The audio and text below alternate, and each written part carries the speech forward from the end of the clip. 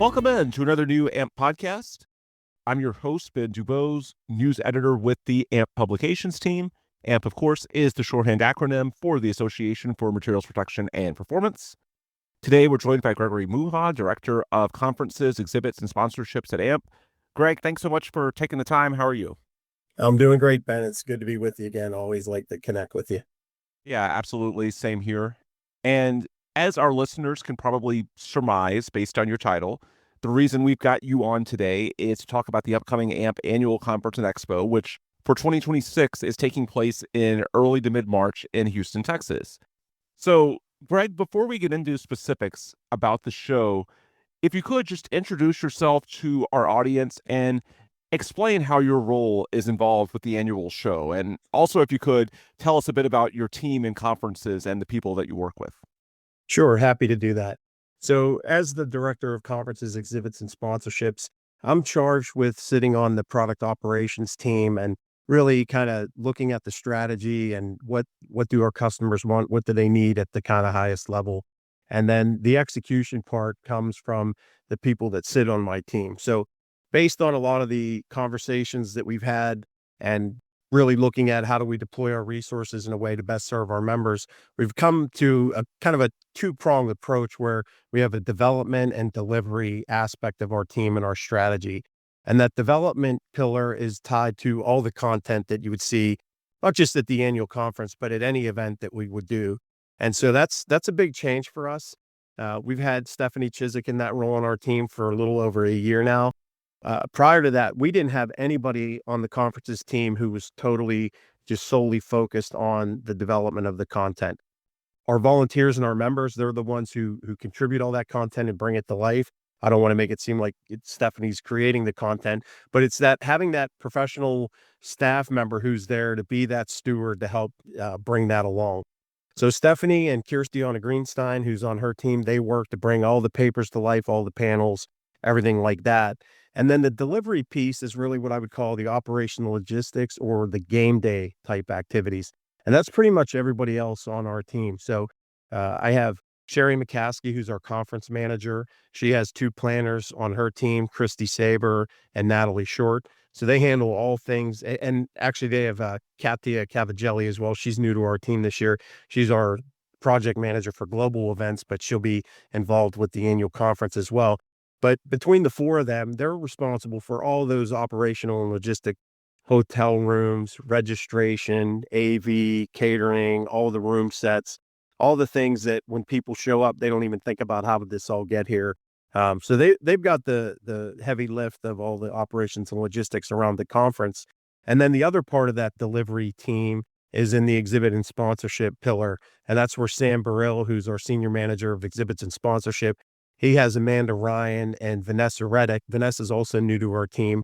Amanda takes the lead for sponsorships and Vanessa on exhibits. So all of the things that are tied to development of the floor plan, exhibitor kits, getting all the exhibitor contracts, making sure that they're squared away and signed, and the sponsorship contracts and deliverables are all in place. All the things that people need to move in the show, move out the show, people that have sponsorships, all the things that they need to think about for having the best value for what is going to happen as part of their specific sponsorship. So a lot of different moving parts on that, but really it's that development piece and the delivery piece. And so all those people, they do all the work, they bring it to life. They work with all of our other staff colleagues to do that. And really my role is to kind of clear the brush for them to make sure that they have all the tools that they need, that they have the strategy that they need, that they have the roadmap and the vision that they need.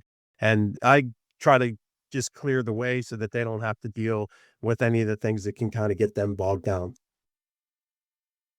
So the AMP Annual Conference, the 2026 version, which we'll talk about in a few minutes, is in Houston, and you can learn more about it at ace.amp.org. It's got a designated website, ace.ampp.org. But before we dive into some of the specifics regarding 26 and what you guys are planning these days, I want to look more holistically at what the AMP Annual Conference is and its mission as it pertains to serving members and the broader industry. Obviously, AMP was formed in 21 as a combination of the two legacy associations, NACE International and SSPC, the Society for Protective Coatings. just speak to overall the importance of the AMP annual conference each year. I know it's not the only event that you all put on. There are some smaller area events and other things, but this is the flagship. So each March or April, what are you guys looking to accomplish for members in the industry with this event?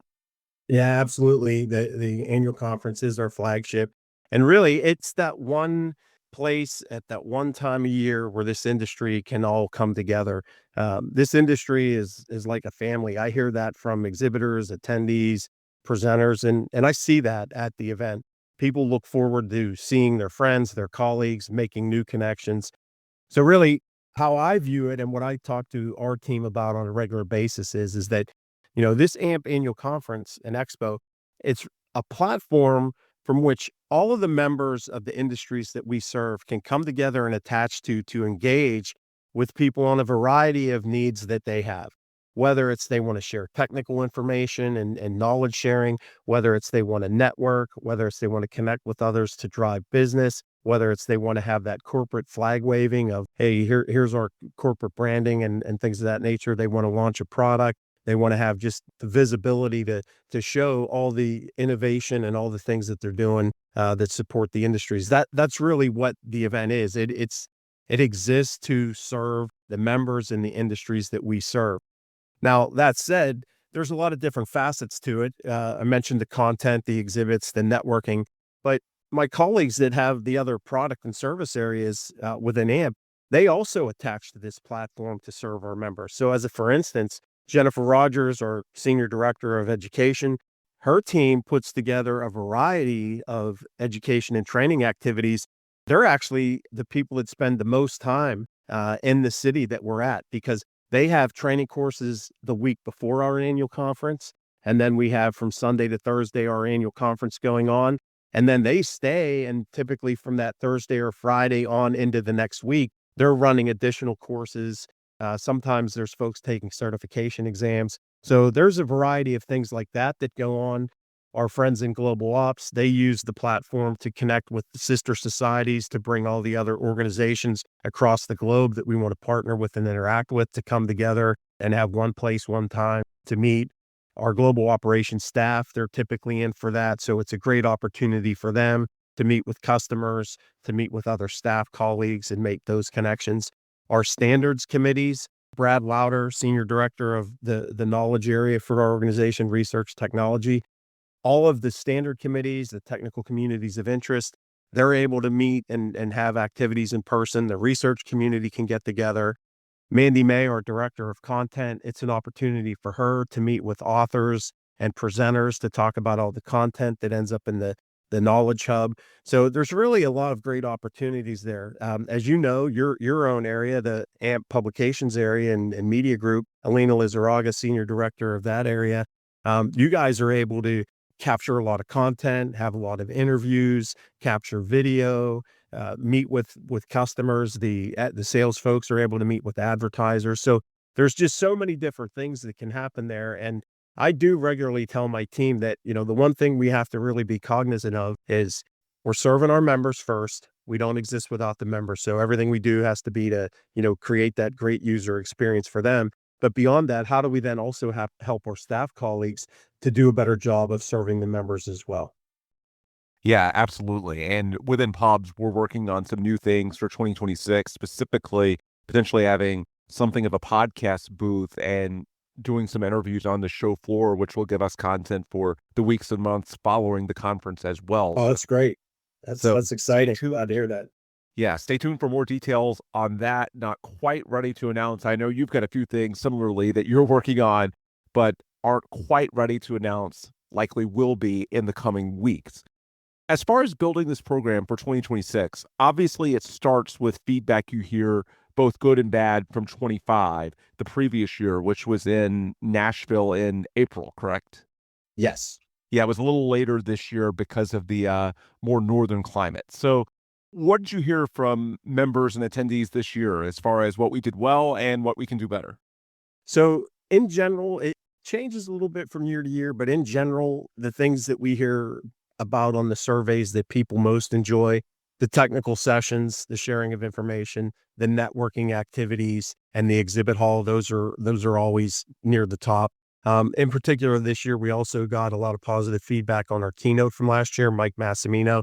For those that were there, I mean, that was an awesome presentation. That was one of the best keynote presentations I've ever seen, and it did actually inspire me to read his book, which I did over the summer, and it was just a fascinating book. I mean, he's just one heck of an interesting, dynamic individual. So those were some of the highlights that we heard about.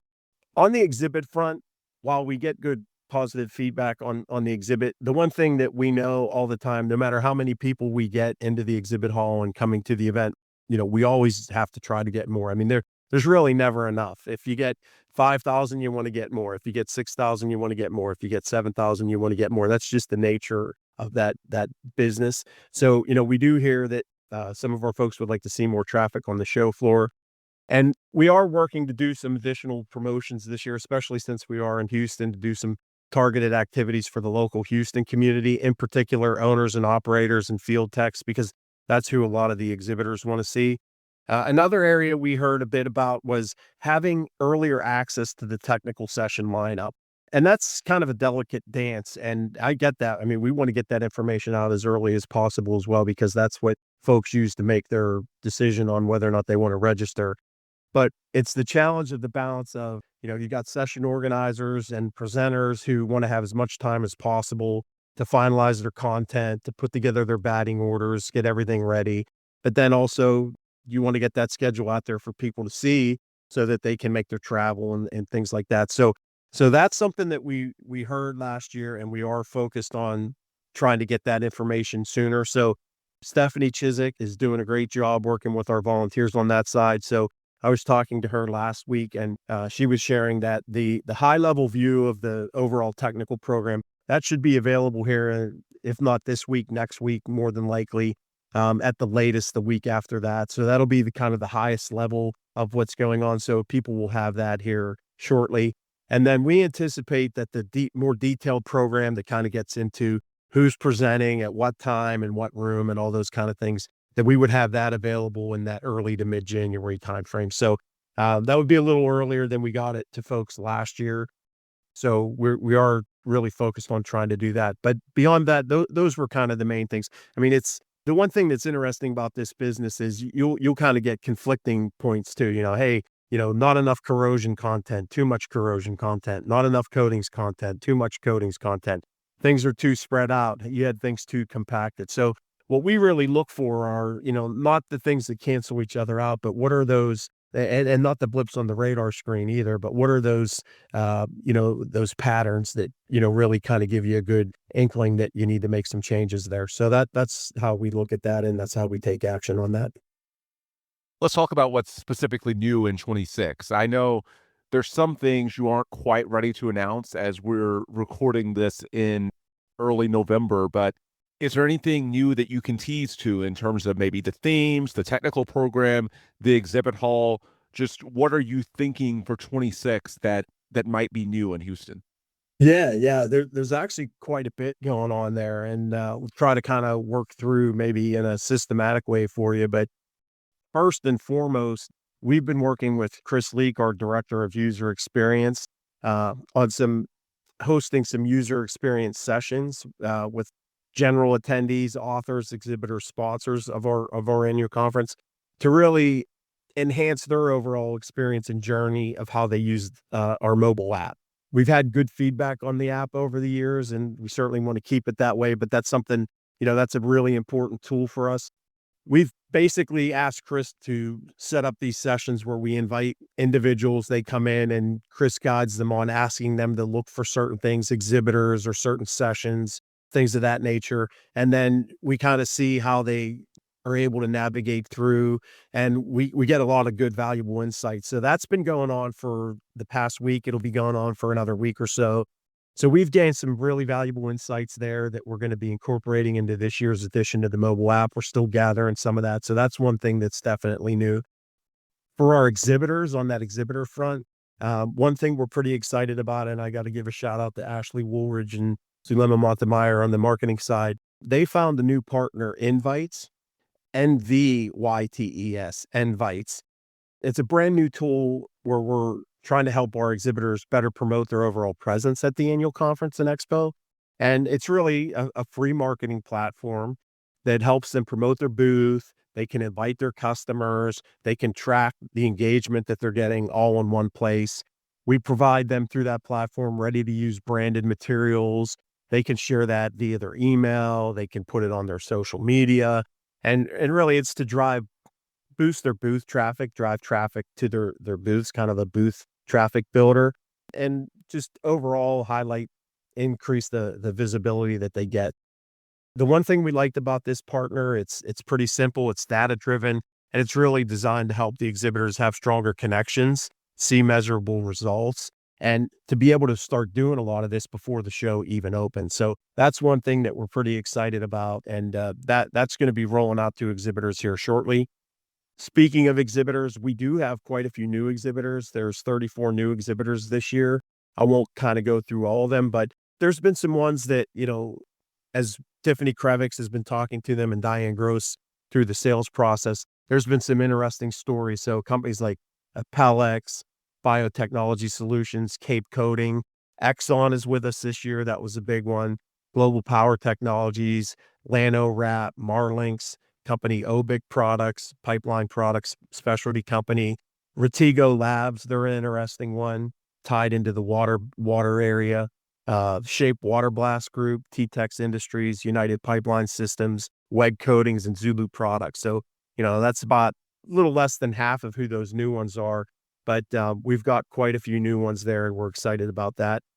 On the technical program front, Stephanie and Kirstiana, they've been keeping me up to date. I sit in on a lot of their meetings and some of the meetings that we have with our platform provider for the content. And it's been pretty excited to hear about what's going on there. So in addition to the typical familiar topics that our audience have come to expect and that they like to see, we've seen some newcomers this year. There's an advanced concepts for concrete surface preparation, restoration, and protective lining systems for municipal wastewater session. That's a new specialized concrete coating topic that we haven't seen. There's another one, Beyond Protective, architectural and commercial coatings. So this expands more into the architectural and commercial coatings side of things as opposed to industrial. We've got another one, Beyond Traditional Protection, the innovations in smart, nano-engineered, and novel functional coatings. That one actually builds on a session that was in 2025 on nanotechnology and protective coatings, but it's more broad in scope. And then similarly, we have another one that was kind of a build on from 2025. It's metallic corrosion and water and wastewater industries. And it's more specific than the corrosion in water and wastewater session that happened in 25. We've got a next generation coatings, predictive strategies for service life, durability, and sustainable performance. That's a new future looking coatings theme within the program. And then the last one I'd mention on that front, the solid particle erosion and erosion corrosion. It's a new specialized topic that we've seen come up this year. And then, certainly we have our research in progress and we have our research topical symposia, all the activities that happen from that community. So we're pretty excited, the content that people know and love and that they expect to see, coupled with some new things coming in. And I'm really excited to see this come to life. Yeah, absolutely. I want to talk about Houston specifically as the host city. When it was NACE International's Corrosion Show, Houston was supposed to be the site of the 2020 conference, which unfortunately was scrapped 2 weeks before it was supposed to be held due to the COVID-19 pandemic. So why is this the right time to go back under AMP? I know beyond just simply going back to Houston, which is one of AMP's global headquarters, a lot of our member base is in the area. AMP's got an energy vertical that I know is a point of emphasis and something that is very important to the overall industry. Just speak to why Houston in 2026, why this is the right time and the right place. Yeah, I think you nailed it with the 2020 scenario. That year, all indicators were pointing to a record-breaking year. There was a lot of excitement around that event, and there was a lot of disappointment when it had to be postponed. And looking back, the last time we'd been in Houston before that was all the way back in 2011. So it's really been quite a while since we've been there. And Houston's traditionally been a great venue for AMP. There's a critical mass of our members, as you said. We've got the energy market vertical. our single largest chapter, the Houston chapter, with our membership is right there. We've got a base of international companies that we partner with on a variety of levels across a variety of products and services. So that's important. There's just so much going on there that it really makes sense. I think there's also an energy and excitement to be back in Houston for all involved. Houston's a proud town. There's a lot of great things that go on there. And I mean, 2011, that was quite a long time ago. So I think there's a demand for us to come back and be there. I'm really looking forward to see how things play out. And I know you're a sports fan too. I kind of liken it to the sports team having a home game, if you will. And I'm really hopeful that we do see that home field advantage come through this March. And as I mentioned a little earlier with talking with Ashley and Zulema on the marketing side, we are taking extra steps to really target a lot of the local Houston folks to make sure, hey, this is an opportunity right here in the backyard. We're home. Who knows when we're going to be here again? We don't have anything on the docket in the near future after 2026. So we really want to make sure we pull out all the stops to put this home game on the best foot forward. Let's talk about how things are going. I know it's probably too early now that we're really in the first week of November to know that much as far as registrants, exhibitors, that type of thing. But just generally speaking, how strong is the level of interest in moving forward? What's the timetable? What are some of the key dates and deadlines that someone listening should be aware of if they're interested in attending the show and ideally attending at the best price? Yeah, yeah. So for general registrations, that opened on September 15th. And typically we don't see a whole lot of registrations come in until we get into that, 8 to 12 weeks out period because our Mhm. advanced pricing deadline this year, it's February 2nd, 2026. So you definitely want to make sure you register by then to take advantage of the advanced pricing, whether you're a member, we have member and non-member pricing, and we have advanced pricing for both of those rates. So whether you're a member or non-member, you want to make sure you get that February 2nd deadline hit. But really, we'll see the bulk of our registrations come in the last 8 weeks of what we're doing. And just to kind of give you an idea, so we've got about 125-ish people registered right now, which doesn't sound like a lot, but our tracking mechanisms don't begin until we get to be about 12 weeks out. And so for us this year, that'll be December 21st. And when we get to that point, we'll look at how does that compare to where we've been in previous years. So, the target we'll be looking for at that 12-week out to compare to 25 is going to be right around 640 registrants. In 2024, it was about 550. And in 2023, it was 490.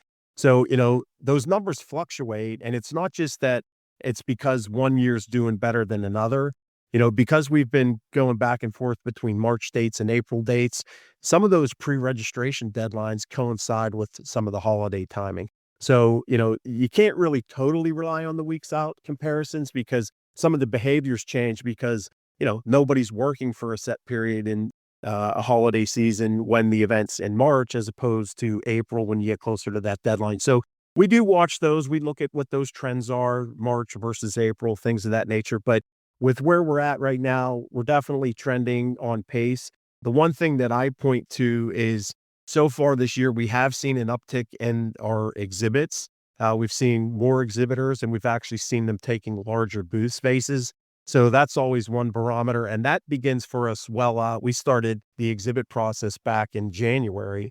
So, we've been monitoring that and it's been pacing ahead, all along. So if that holds true with everything else, I think we'll have some good news with the 2026 event. So right now we've got 328 exhibitors on tap. We're expecting that to be somewhere in the neighborhood of 380 to 390 total exhibitors.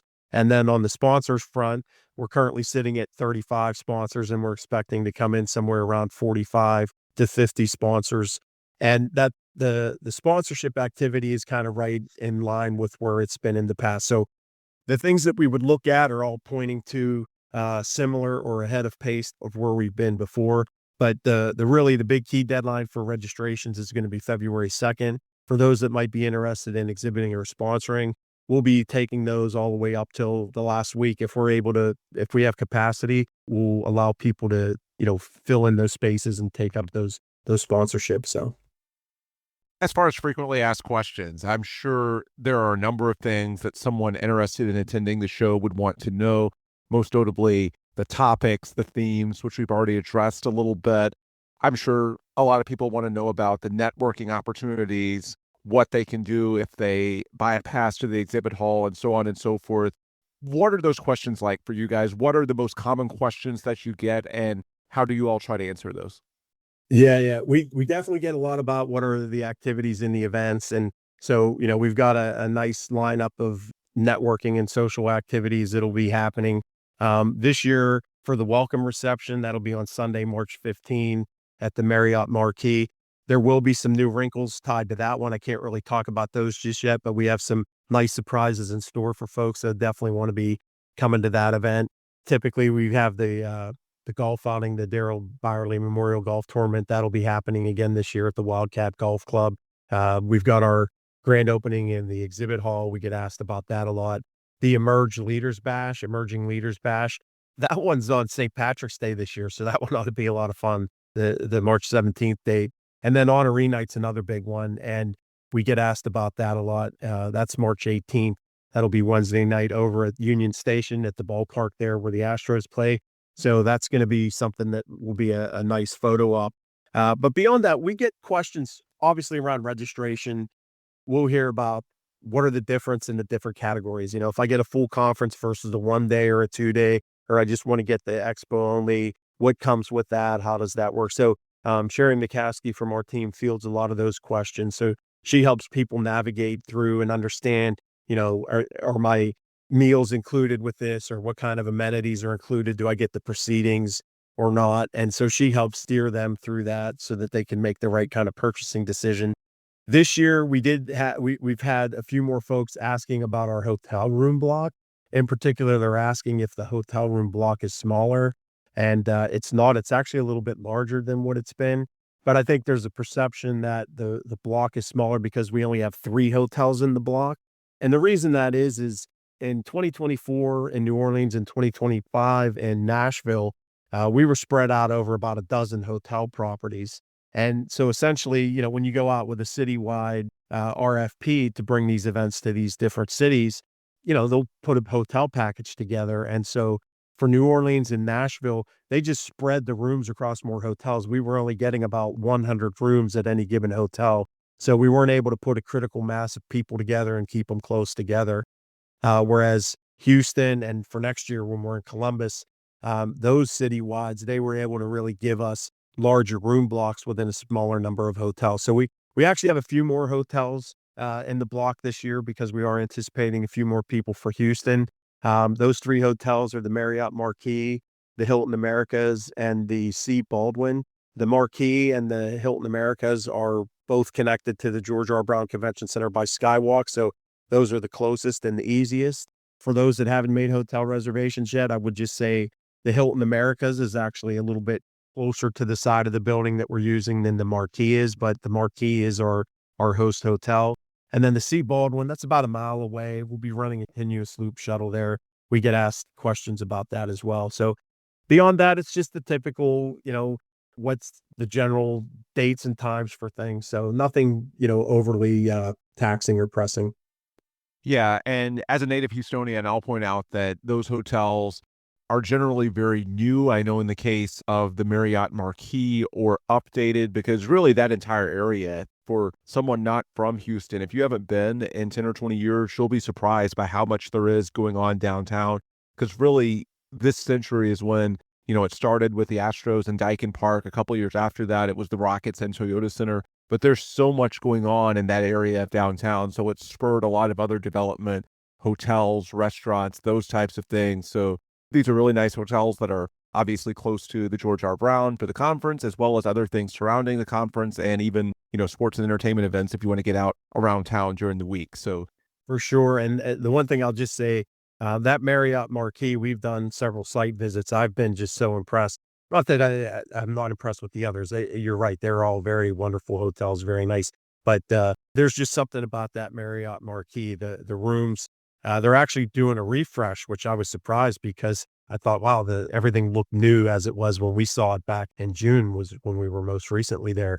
But, yeah, they're gonna have by the time we're there will be a lot of things that are refurbished on carpeting and some of the amenities in the room. So I'm really anxious to see what that looks like when we get there in March. Yeah, and they have several restaurants in and around the hotel. One of them, I find it fascinating. It's called Xochi. It's a traditional Mexican restaurant, not Tex-Mex. It's Mexican, which is definitely different, but it's honestly one of the best restaurants in the entire city. And Houston is a city known around the world for the quality of its food. And the fact that a hotel restaurant is literally one of the best in the entire city, you wouldn't typically expect that, but it speaks to the quality of the hotel, their level of investment, obviously the location. So don't want to specifically stump for that. There's plenty of good places to eat, but I think just to see a place like that literally in the hotel speaks to just how quality of an experience that it is. So you guys definitely did a good job partnering with them. Greg, thank you so much for taking the time to do this. For anyone listening that might want to reach out to you directly or someone else from conferences, you mentioned Stephanie Chiswick. What's the best way that they can do that and try to learn more about the program and everything that's going on? Yeah, sure. So for me, anybody can get to me via email. My email is just my first name dot last name, Greg Muha, Greg dot MUHA at AMPP.org. For anything registration or general logistics, Sherry McCaskey would be that point of contact. Again, just first name dot last name, Mm. SHERRY dot MCCASKEY at AMP.org. Stephanie Chiswick on the program, Stephanie.Chizik, CHIZIK at AMP. Tiffany Krevics for the sales, Tiffany.Krevics, KREVICS at AMP.org. And then anybody on logistics and operations for exhibits or sponsorship, they can get a hold of Sam Burrill. He's just sam.Burrill, BARILL at AMP.org. And happy to help anybody we can. Or the customer support line, anybody who calls the 800 number, they could just ask for any of those individuals and they'll get patched to them and be happy to help them. And you can find that at amp.org or ace.amp.org if you want to get specifically to the conference site. Greg, thanks so much for taking the time to do this. My pleasure, Ben. Always a joy to be with you. Looking forward to seeing everybody in Houston. All the best for a great holiday season and all the best for 2026. Sure thing. You too. All Thank right, you. we will wrap this episode here. And on behalf of Greg Muha, I'm Ben Dubose. As always, we appreciate you guys and girls, our loyal listeners. We appreciate you so much for tuning in. And if you want more resources from AMP beyond simply the conference, you can go to amp.org or our publication websites, materialsperformance.com or coatingspromag.com. That will have all the updated industry news related to this conference and beyond, really anything related to corrosion mitigation, materials protection and performance, protective coatings, you name it, we've got it both at the AMP website and the corresponding member magazines. Within those magazines, we really cover every niche within the industries we serve. So beyond the association website, I strongly urge you to check out our publication websites as well.